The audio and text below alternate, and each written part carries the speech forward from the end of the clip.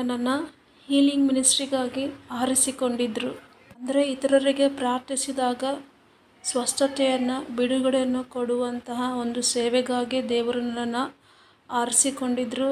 ಈ ನಿಟ್ಟಿನಲ್ಲಿ ಹಲವಾರು ಜನರಿಗೆ ಪ್ರಾರ್ಥಿಸಿದಾಗ ಹಲವಾರು ಜನರಿಗೆ ದೇವರು ಬಿಡುಗಡೆಯನ್ನು ಕೊಟ್ಟಿದ್ದಾರೆ.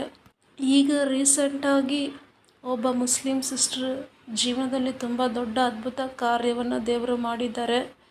ಅದೇ ರೀತಿಯಾಗಿ ಒಂದು ಹುಡುಗ 14 ವರ್ಷದವನಿರ್ಬೋದು, ಅವನ ಜೀವನದಲ್ಲೂ ಸಹ ಅವನು ಬಾತ್ರೂಮ್ನಲ್ಲಿ ಬಿದ್ದು ಬ್ರೈನಿಂದ ಬ್ಲೀಡಿಂಗ್ ಆಗ್ತಾಯಿತ್ತು. ಸೊ ಇಲ್ಲಿ ಬಳ್ಳಾರಿನಲ್ಲಿ ಆಗೋದಿಲ್ಲ, ಕೇಸ್ ತುಂಬ ಕ್ರಿಟಿಕಲ್ ಆಗಿದೆ ಅಂತ ಹೇಳಿದರು. ಸೊ ಮಗನನ್ನು ಬ್ಯಾಂಗ್ಳೂರಿಗೆ ಶಿಫ್ಟ್ ಮಾಡಿದರು. ಸೊ ಅವನಿಗಾಗಿ ಕೂಡ ಪ್ರೇಯರ್ ಮಾಡಲಿಕ್ಕೆ ಒಬ್ಬ ಬ್ರದರ್ ರಿಕ್ವೆಸ್ಟನ್ನು ಕಳಿಸಿದರು. ಸೊ ಆ ಮಗನಿಗಾಗಿ ಕೂಡ ಪ್ರಾರ್ಥಿಸಿದಾಗ ದೇವರು ಅದ್ಭುತವಾದ ರೀತಿಯಲ್ಲಿ ಮಗನಿಗೆ ಬಿಡುಗಡೆಯನ್ನು ಕೊಟ್ಟು ಸ್ವಸ್ಥತೆಯನ್ನು ಕೊಟ್ಟು ಮನೆಗೆ ಕಳಿಸಿದ್ದಾರೆ. ಆದರೆ ಇವತ್ತಿನ ಈ ಸಂಚಿಕೆಯಲ್ಲಿ ನಾವು ಸಿಸ್ಟರ್ ಶಮೀನಾ ಬಾನು, ಮುಸ್ಲಿಂ ಸಹೋದರಿ, ಇವರ ಜೀವನದಲ್ಲಿ ದೇವರು ಯಾವ ರೀತಿ ಅದ್ಭುತ ಮಾಡಿದರು ಅನ್ನೋದ್ರ ಬಗ್ಗೆ ಅವರ ಮಾತಿನಲ್ಲಿ ನಾವು ತಿಳಿದುಕೊಳ್ಳೋಣ. ಆ್ಯಕ್ಚುಲಿ ಸಿಸ್ಟರ್ಗೆ ಸಿಸರಿನ್ ಆಗಿ ಆ ಪ್ಲೇಸ್ನಲ್ಲಿ ಸಿಸರಿನ್ ಆದಂಥ ಆ ಒಂದು ಸ್ಥಳದಲ್ಲಿ ಇನ್ಫೆಕ್ಷನ್ ಆಗಿ ಅದು ಪಸ್ ಫಾರ್ಮೇಷನ್ ಆಗಿ ತುಂಬ ಕೇಸ್ ಕ್ರಿಟಿಕಲ್ ಆಗಿತ್ತು. ಯಾವ ಪ್ರೈವೇಟ್ ಹಾಸ್ಪಿಟ್ಲಲ್ಲೂ ಅವ್ರನ್ನ ನಾವು ಟ್ರೀಟ್ಮೆಂಟ್ ಕೊಡೋಕ್ಕಾಗೋದಿಲ್ಲ ಅಂತ ನಿರಾಕರಿಸಿದ್ರು. ಸೊ ಕೊನೆಗೆ ಅವ್ರಿಗೂ ಎಲ್ಲೂ ಟ್ರೀಟ್ಮೆಂಟ್ ಸಿಗದೆ ಗೌರ್ಮೆಂಟ್ ವಿಮ್ಸ್ OPD ಹಾಸ್ಪಿಟ್ಲಿಗೆ ಅವರು ಅಡ್ಮಿಟ್ ಆಗಬೇಕಾಗಿ ಬಂತು. ಸೊ ಆ ಸಂದರ್ಭದಲ್ಲಿ ಡಾಕ್ಟರ್ಸ್ ಹೇಳಿದ್ದು, ಆ ಸಿಚುವೇಶನನ್ನು ನೋಡಿ ಎಲ್ಲ ಪಸ್ ಫಾರ್ಮೇಷನ್ ಕಡಿಮೆ ಆದಮೇಲೆ ಇವ್ರಿಗೆ ಪ್ಲಾಸ್ಟಿಕ್ ಸರ್ಜರಿ ಮಾಡ್ತೇವೆ ಅಂತ ಆ್ಯಕ್ಚುಲಿ ಹೇಳಿದರು. ಆದರೆ ಅಂಥ ಸಂದರ್ಭದಲ್ಲಿ ಈ ಶಮೀನಾ ಬಾನು ಸಿಸ್ಟರ್ ನಮಗಾಗಿ ಯಾರಾದರೂ ಪ್ರಾರ್ಥಿಸುವಂಥವ್ರು ಸಿಗ್ತಾರ ಅಂತ ತುಂಬಾ ದೇವರಿಗೆ ಪ್ರಾರ್ಥಿಸ್ತಾಯಿದ್ರು. ಸೊ ಅದೇ ಸಂದರ್ಭದಲ್ಲಿ ದೇವರು ನನಗೆ ಇವರನ್ನು ಪರಿಚಯ ಮಾಡಿಸಿದ್ರು. ಸಿಸ್ಟರ್ ಶಮೀನಾ ಬಾನು ಅವರನ್ನು ಫ್ರೀ ಟೈಮ್ನಲ್ಲೆಲ್ಲ ಹೋಗಿ ವಿಸಿಟ್ ಮಾಡಿ ಅವ್ರಿಗಾಗಿ ಪ್ರಾರ್ಥನೆ ಮಾಡಿ ಧೈರ್ಯ ಹೇಳಿ ಬರ್ತಾಯಿದ್ದೆ. ಸೊ ಅಂಥ ಸಂದರ್ಭದಲ್ಲಿ ದೇವರು ಇವ್ರಿಗಾಗಿ ಒಂದು ಮಾತನ್ನು ರಿಲೀಸ್ ಮಾಡಿದರು. ಏನಂತಂದರೆ 7ನೇ ತಿಂಗಳು ಜುಲೈ ತಿಂಗಳಲ್ಲಿ ನಾನು ಇವ್ರನ್ನ ಕಂಪ್ಲೀಟಾಗಿ ಈ ಸಮಸ್ಯೆಯಿಂದ ಬಿಡುಗಡೆ ಮಾಡ್ತೀನಿ ಅಂತ ಹೇಳಿದರು. ಸೊ ಅದೇ ರೀತಿ ದೇವರು ಸಕ್ಸಸ್ಫುಲ್ಲಾಗಿ ದೇವರು ಹೇಳಿದ ಹಾಗೆ ದೇವ್ರ ನಂಬಿಕಸ್ತನು ಅದೇ ರೀತಿಯಾಗಿ ಜುಲೈ ತಿಂಗಳಲ್ಲಿ ಇವರಿಗೆ ಡಿಸ್ಚಾರ್ಜ್ನೂ ಆಯಿತು. ಜುಲೈ ತಿಂಗಳು ಲಾಸ್ಟ್ ಡೇ ಅನ್ಕೊತೀನಿ. ಹಾಗೂ ಇವರ ಜೀವನದಲ್ಲಿ ದೇವರು ಮಾಡಿದ ಮತ್ತೊಂದು ಅದ್ಭುತ ಕಾರ್ಯ ಏನಂತಂದರೆ, ಆ್ಯಕ್ಚುಲಿ ಸಿಸ್ಟರ್ಗೆ ಪ್ಲಾಸ್ಟಿಕ್ ಸರ್ಜರಿ ಮಾಡಬೇಕಂತ ಇದ್ದರು ಡಾಕ್ಟರ್ಸ್. ಆದರೆ ದೇವರಿಗೆ ನಾನು ನಾರ್ಮಲ್ ಸರ್ಜರಿನೇ ಆಗಬೇಕಂತ ತುಂಬ ಪ್ರಾರ್ಥನೆ ಮಾಡಿದೆ ಆಪ್ರೇಷನ್ ಮಾಡೋಂಥ ದಿನ, ಆ ಸಂದರ್ಭದಲ್ಲಿ. ಸೊ ಅದೇ ರೀತಿಯಾಗಿ ದೇವರು ಈ ಸಿಸ್ಟರ್ ಮೇಲೆ ಕೃಪೆ ತೋರಿಸಿ ನಾರ್ಮಲ್ ಸರ್ಜರಿಯನ್ನೇ ಮಾಡಿ ಇವ್ರಿಗೆ ಗುಣಪಡಿಸಿ ಕಳಿಸಿದ್ದಾರೆ.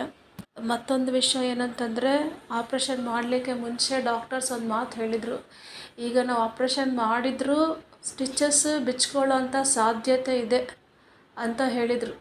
ಆದರೆ ನನ್ನ ಪ್ರಾರ್ಥನೆಯಲ್ಲಿ ಬಲವಾಗಿ ದೇವ್ರ ಹತ್ರ ಕೇಳಿದೆ, ಅಪ್ಪ ಮತ್ತೆ ಈ ಆಪ್ರೇಷನ್ ಇವ್ರ ಲೈಫ್ನಲ್ಲಿ ಕೊನೆ ಆಗಬೇಕು, ಮತ್ತು ಡಾಕ್ಟರ್ಸ್ ಇವ್ರನ್ನ ಮುಟ್ಟಬಾರ್ದು, ಇದೇ ಇವ್ರ ಲೈಫ್ನಲ್ಲಿ ಲಾಸ್ಟ್ ಟ್ರೀಟ್ಮೆಂಟ್ ಆಗಿರಬೇಕು ಅಂತ ನಾನು ಪ್ರೇಯರ್ ಮಾಡಿದೆ. ಅದೇ ರೀತಿಯಾಗಿ ದೇವರು ಸಿಸ್ಟರ್ ಶಮೀನಾ ಬಾನು ಜೀವನದಲ್ಲಿ ನಾರ್ಮಲ್ ಸರ್ಜರಿ ಮಾಡಿಸಿ ಇವರಿಗೆ ಒಳ್ಳೆಯ ಆರೋಗ್ಯವನ್ನು ಕೊಟ್ಟಿದ್ದಾರೆ. ಸೊ ದೇವರ ಮಹಿಮೆಗಾಗಿ ಇವರು ದೇವರಿಗೆ ಸಾಕ್ಷಿ ಕೊಡ್ತೀನಿ ಅಂತ ಮುಂದೆ ಬಂದಿದ್ದಾರೆ.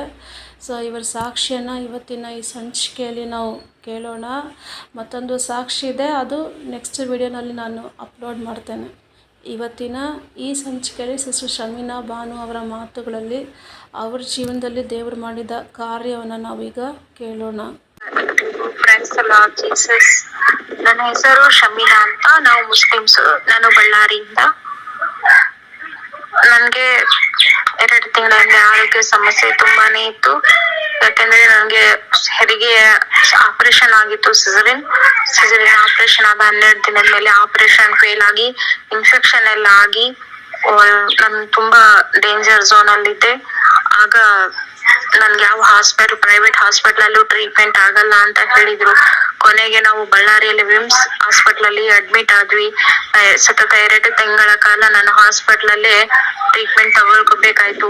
2 ತಿಂಗಳು ಟ್ರೀಟ್ಮೆಂಟ್ ತಗೊಂಡ್ರು ಡಾಕ್ಟರ್ ನನ್ಗೆ ಹೇಗೆ ಅವಳಿಗೆ ಆಪರೇಷನ್ ಮಾಡ್ಬೇಕು, ಯಾವ ರೀತಿಯಾಗಿ ಏನ್ ಟ್ರೀಟ್ಮೆಂಟ್ ಇದನ್ನ ಕೊಡ್ಬೇಕು ಅನ್ನೋಕೆ ಡಾಕ್ಟ್ರೇ ಕನ್ಫ್ಯೂಸ್ ಆಗಿದ್ರು.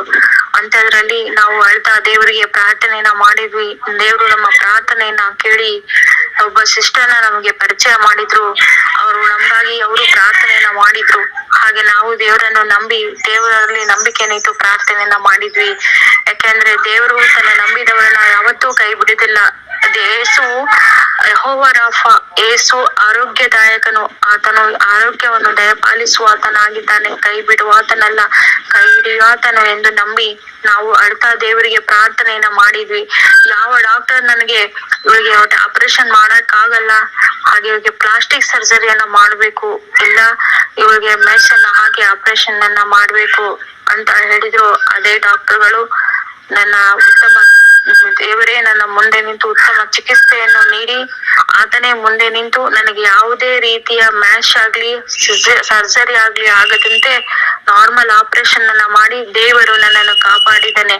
ಹಾಗೆ ಪ್ರಿಯ ದೇವ ಜನರೇ, ನೀವು ದೇವರಲ್ಲಿ ನಂಬಿಕೆಯನ್ನಿಟ್ಟು ಪ್ರಾರ್ಥಿಸಿದರೆ ದೇವರು ನಿಮ್ಮ ಸಮಸ್ಯೆಗಳನ್ನು ಬಗೆಹರಿಸುತ್ತಾನೆ. ಇಷ್ಟು ನಾನು ಹೇಳಕ್ ಇಷ್ಟ ಪಡ್ತಾ ಇದ್ದೀನಿ. ಯಾಕೆಂದ್ರೆ ನಮ್ಮ ಯೇಸುವಿನ ಬಗ್ಗೆ, ನಮ್ಮ ತಂದೆಯಾದ ಕರ್ತನ ಬಗ್ಗೆ ಎಷ್ಟು ಹೇಳಿದರೂ ಸಾಲದು, ಕಡಿಮೆನೆ. ನಮಗಾಗಿ ಪ್ರಾರ್ಥನೆ ಮಾಡಿದ ಆ ಸಿಸ್ಟರ್ಗೋಸ್ಕರನು ದೇವರು ಒಳ್ಳೇದನ್ನೇ ಮಾಡ್ಲಿ. ಅವರು ಏನ್ ಮಾಡೋಕೆ ಬಯಸ್ತಿದಾರೋ ಅವ್ರ ಕೆಲಸ ಕಾರ್ಯಗಳಾಗ್ಲಿ ಅಂತ ನಾವೆಲ್ಲರೂ ಅವ್ರಿಗಾಗಿ ಪ್ರಾರ್ಥಿಸೋಣ. ಹಾಗೂ ನಮಗಾಗಿ ಪ್ರಾರ್ಥನೆ ಮಾಡಿದಂತಹ ಸಿಸ್ಟರ್ಗೆ ದೇವರು ಒಳ್ಳೆ ಬಲವನ್ನು ಕೊಡಲಿ, ಬಲವಾದ ಆಶೀರ್ವಾದವನ್ನು ಮಾಡಲಿ. ಹಾಗೆ ನಾನು ಇನ್ನೊಂದು ಹೇಳಕ್ ಇಷ್ಟಪಡ್ತೀನಿ.